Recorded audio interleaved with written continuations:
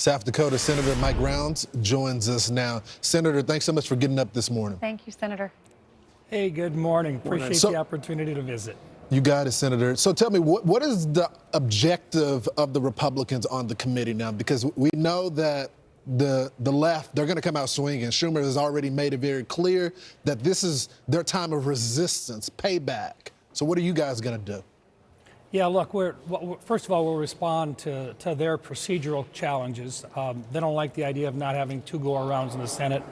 They'll talk about not having enough information. That's a part of the process. We'll focus on what Pete Hegseth will bring to the Department of Defense. He wants to bring lethality back in.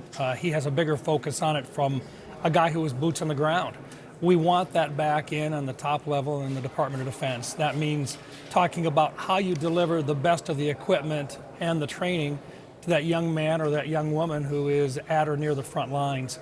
And that's the focus that we're going to have, is showing the competency that he has and his experience as a combat veteran.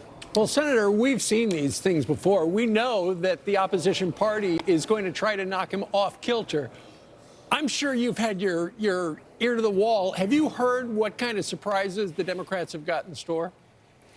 You never know whether or not they have some information that maybe we haven't found yet. But the bottom line is Republicans will be focusing on his ability to do the job. A number of the Democrats, while they may talk a little bit about it, the vast majority of them will talk about his personal history. And we've all had our meeting with Pete Hegseth. We think he's the right guy for the job. But he's going to have to, in front of the American people, he'll have three different audiences. He'll have the American people as an audience, the United States Senate as an audience, and the President of the United States as an audience. And his job is to be able to explain and to defend himself when the Democrats come forward. We'll help. We'll provide him with ample opportunity to respond if they don't provide him with the opportunity to respond in a timely fashion. But we'll refocus once again on what we want to get done in the Department of Defense. And that means bringing somebody back in who's going to focus on lethality and being able to assure parents that if their young man or their young woman wants to get into to the armed services and serve their country, that they'll have every opportunity to have the best equipment possible, the best training possible, and the best leadership possible. Senator, and I think that's the focus that we'll have with Pete this morning. Does he have the votes? I think he does.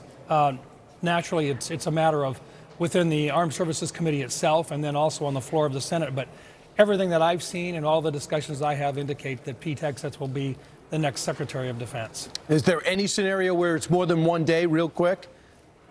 Not that I can see right now. I think we'll have 7-minute turns on today, and normally we take 5-minute turns asking questions. And as I've shared with both Pete and his wife, this is going to be some really tough questioning coming from Democrats. It's going to be personal, and they're going to have to be ready for that. I think he will be. Okay. We'll be watching.